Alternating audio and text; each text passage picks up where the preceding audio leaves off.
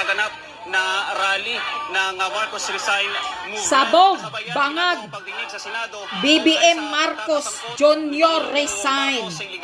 Makakasama natin ngayon si Sir Roland Ulamit. Kapal ang mukha mo, Marcos Jr. Resign. Para magbigay ng detalye sa napapatuloy na rally nga dito sa labas ng Senado. Sir, minsan lang nakikita ang mga kapatid natin na Muslim na nandito sa kalsada, sinisigaw ang kanilang hinaing. Sir, bakit nandito tayo ngayon sa labas ng Senado? Para isigaw ang mga sentimento at saka hinaing ng mga kababayan natin, lalo-lalo na sa mga kapatid natin na mga Muslim, naki-join na. Naki-join na, hindi na maawat. Hindi na nila maawat ang sarili. Sinabihan ko na bakit kayo nandito. Gusto na naming sumali. Nanawagan na sila. Kumari, resign na daw ang ating presidente. Hindi na maawat ang mga tao kasi ano yan? Narinig nila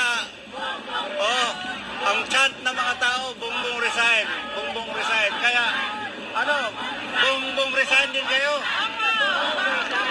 Yes, we have a drug addict president, Junior Marcos, greedy sa posisyon ng hinayupak. Lalabas ang resulta na positive ba talaga ang ating presidente ay sangkot ba talaga dyan sa illegal na droga ng substance na yan. So yun ang gusto nila na marinig na walang alinlangan para sisigaw sila uli ng Bongbong resign. Kaya nandito sila sa Senado para marinig nila kung ano ba talaga. Kung may katotohanan, dapat mag-resign na ang ating presidente. Sir, dapat ba na dumaan o tanggapin ng Pangulo ang hamon ng taong bayan na mapag-drug test? Dapat talaga tanggapin at saka pakinggan ng presidente ang hinaing ng taong bayan. Dahil hindi na natin dito mapigilan, hindi na makontrol ang ibang mainstream media. Hindi na nila kinocover. Mabuti may isiminay marinig ng buong mundo kung ano ang hinaing ng taong bayan. Kaya ang panawagan nila ay Bongbong resign. Palakasin, palakas!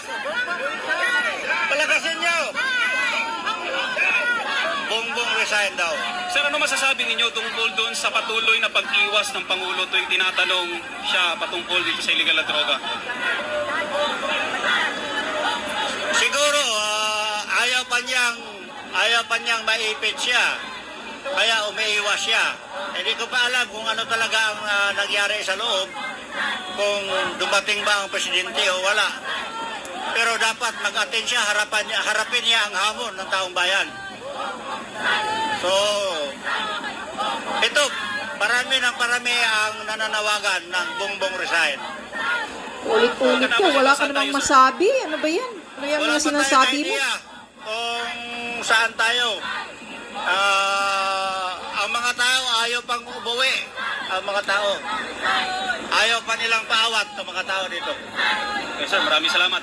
So yun mga kapartner, ang chairman po ng NMLF Davao City at Atty. Sal at Sara, kung makikita nyo lang kung gaano ito kahaba mula dun sa gate ng Senado hanggang dito sa may likuran na tuloy-tuloy ito yung pila or dami ng tao dito sa Senado para lang ipagsigawan ang kanilang mga hinaing laban sa gobyerno.